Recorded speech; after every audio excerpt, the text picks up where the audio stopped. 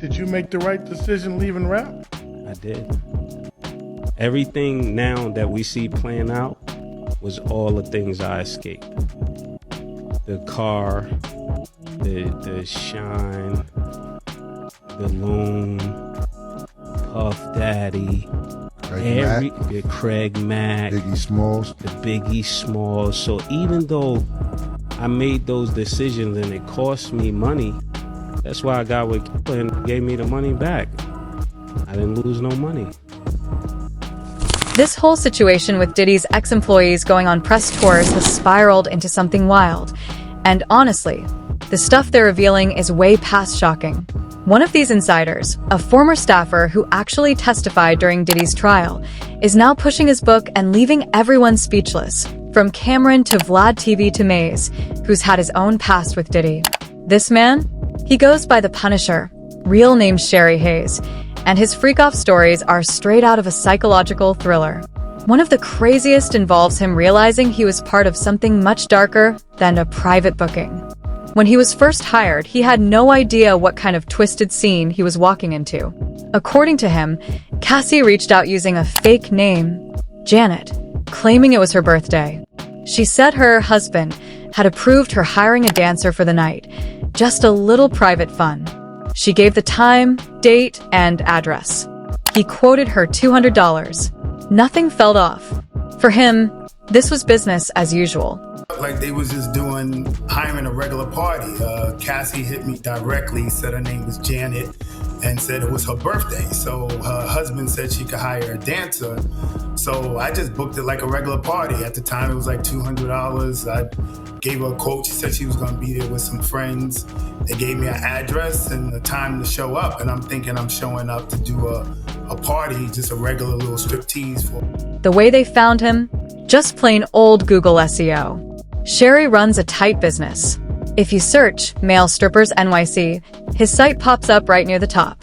So it's not like Diddy and Cassie went looking for him specifically. They just clicked, called, and he answered. All my marketing stuff for my business is like SEO, so Google searches. So if you go online in the New York City area and you put in male strippers for hire or whatever, my website's gonna come up. So they just clicked on the website and called the number, and I just happened to pick up the phone. I don't think they were looking for me specifically. Right. I just picked up the phone. Gotcha. But things shifted fast. According to Sherry, he showed up expecting a casual gig. Instead, the address was a high-end hotel, and that became the norm for every future booking. We're talking Trump Tower, Essex House, and another elite building near Central Park West. He couldn't even remember them all. Every location was 5-star luxury. One suite, the London Hotel, running $30,000 a night. Just the setting made it clear. This was no regular party. London Hotel. It was so crazy when I got out of it. I Googled it, and the joint was like $30K a night, yo. Wow. I never seen nothing like this in my life, man. The hotel room looked like, you know that scene in the Titanic when they walk in that ballroom and the stairway well comes down? Right. Like the hotel room is crazy. And when he got inside, Cassie didn't waste time setting expectations. This wasn't about pleasure, it was a scene.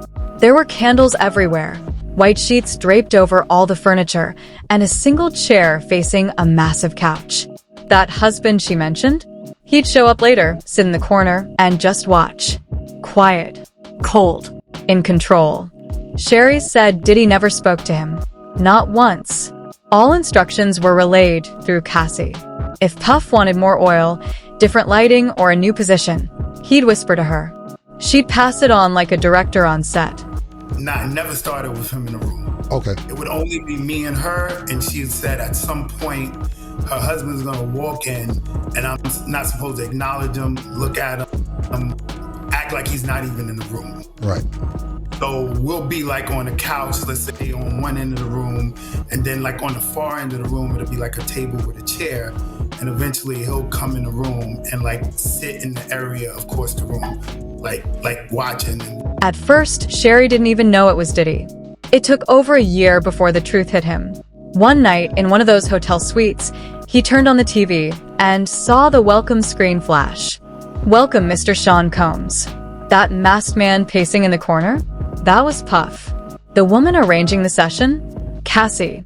It all clicked in one bone-chilling moment. How often, pardon me, not how often, how long did it take until you realized that it was Diddy? Bro, like, I want to say like over a year. Get the out of here. How long did you know till it was Cassie? So the minute I found out it was Diddy, that's when I knew it was Cassie. So it took a year for you to find out for Cassie as well? Yeah, yo, I didn't recognize it. Like when I jumped out of it, I did try to do the Google searches. Like I wanted to try to figure out who it was, but I'm Googling a married couple. Right. So every result I'm getting is not leading me to the right places because they're not married. Got you. You know? So then, and I never found out with a visual cue. It was a hotel, the ex's house, and I would get there, let's say 2 a.m, and sometimes nothing would pop off for hours. So in this case, they threw me in like an extra room in the suite. And just to kill time, I happened to cut on the TV, and the TV had a welcome message. So the TV said, yo, ex's house would like to welcome Mr. Sean Combs. And I'm like, yo, this is crazy. Like, I had no idea, man. So that's how you found out that it was Cassie. And then it got worse. Diddy didn't just watch. He participated, but in the creepiest way imaginable. Sherry described him walking back and forth, completely nude, except for a Muslim-style veil covering everything but his eyes. In one hand, a bottle of Astroglide. He'd stroke himself. He'd issue commands, but always through Cassie, never directly to Sherry. Yeah, man, every time, you know, it was obviously something he was into in terms of visually watching this, you know? So what was being done with the Astroglide though? I guess he's using it as lubricant to beat off. You know what I'm saying? That was, you know, he's pleasuring himself during the action. So obviously he's using that for lube. Do you consider Puff a cuckold? Yeah, I mean, the whole time, that's what I thought it was. Right. Yeah, I thought it was. It's because you keep using the word voyeur. This is cuckold activity. Yeah, without a doubt. Yeah, we're going to step it up to cuckold. Yeah. So I'm saying voyeur because that's what she said to me. And it didn't stop there. In one of their later sessions, after Sherry had been called back several times, Puff decided to escalate. This time, it wasn't the living room. It was the bedroom. While Sherry and Cassie were mid-session, Diddy circled the bed. Then, out of nowhere, he threw a stack of $100 bills onto the sheets and said, "I'm enjoying this." That money? Sherry's payment for the night. $2,000. And that was normal for him, his standard rate per session. Some weekends, he'd be booked from Friday to Sunday and walk away with $6,000 in 72 hours. The bedroom, he's in a closer proximity because he's walking around the bed. And at some point, like almost at like the strip club, he took like a stack of hundreds, just threw it on the bed while we was, when me and her was having sex, and we both was like, what's going on? And he just was like, nah, I'm enjoying this shit. And, you know, we just kept doing what we was doing. Right. Every single time I came, it was $1,200 or $2,000. But like I said, sometimes I could come 3 days in a row. Right. So be $1,200, $2,000, $1,200 for that. You know what I'm saying? For that session. 3 days. Yeah, exactly. Even with the money, Sherry made one thing painfully clear. He was never truly comfortable. Especially not after finding out the man behind the curtain was Diddy. That's when the paranoia hit hard. Not because of what was happening in the moment, but because of what might happen. He grew up in Harlem. He'd heard the whispers, the rumors, the back alley stories about Puff's world. At one point, he even claimed he heard Puff murmur something along the lines of, "I wish I could enter him." That broke him. His nerves were shot. He admitted he started popping pills just to get through the sessions, just to stay hard, stay present, and finish the job he was paid for. The whole time, I'm semi-paranoid. Like I wrote in my, bro, for real, I got a hearing problem. Right. And sometimes when he would give her directions, I would hear like something completely different. Like he'll say, yo, I like the position you in. And I'm like, yo, did he just say I wish I could penetrate him? Like,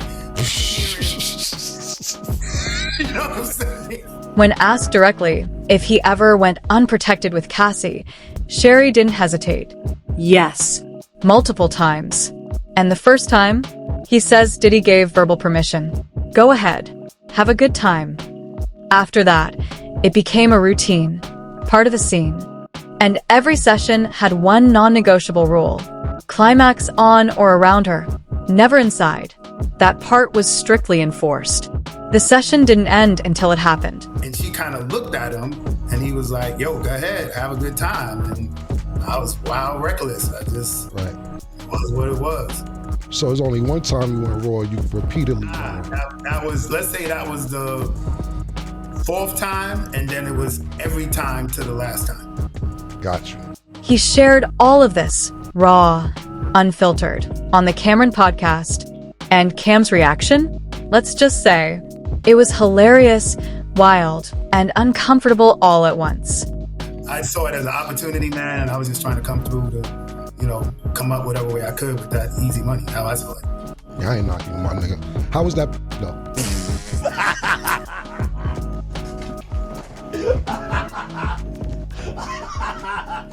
Sherry described it as more than just twisted desire. It was a system, a machine built to chew people up, all behind closed doors. He made one thing clear. He never tried to get emotionally involved with Cassie. Even when she told him she felt comfortable around him, he understood. This wasn't about love. It was about function. She had a role to play in Puff's world, and she needed someone she could tolerate to make the performance look convincing.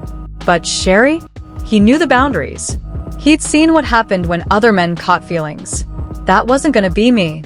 I also seen that you say Cassie said she felt comfortable with you. And did you take that as she liked you? Not really. I knew it was clear, man. This was something we were setting up for her dude, right? At the time, I'm thinking her husband, because she said this to me the very first encounter, right? So I didn't think it was a personable, she's into me. But obviously, if this is something that has to be done based on their sexual fetish, well, she's gonna do it with somebody that, all right, I'm comfortable with this dude, you know? Right.